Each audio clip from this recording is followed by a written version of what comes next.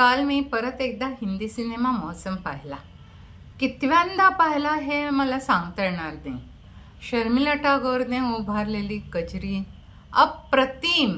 तिची विडी ओढण्याची स्टाईल, उभं राहणं, तिचं बोलणं, तिची देहबोली आणि आई होण्याची इच्छा व्यक्त करणं हे सर्वच कजरीच्या कॅरेक्टरमध्ये एकदम फिट चपखल बसत होतं.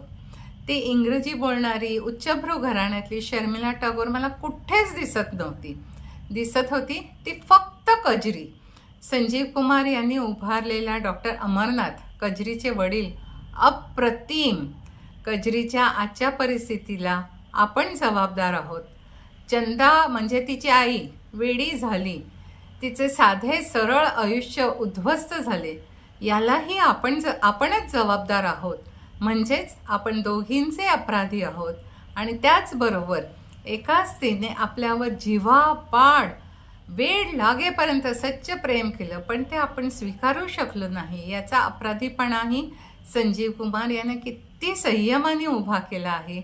कुठेही आक्रोश नाही, कुठेही मोठमोठे संवाद नाहीत, पण चेहऱ्यावरचा अपराधीपणा आणि मनातली खंत जाणवत राहते.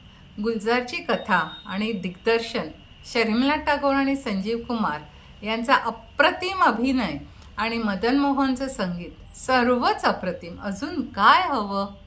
अप्रतिम कलाकृती अनुभवण्याचं सुख यापेक्षा काही वेगळं असू शकतं?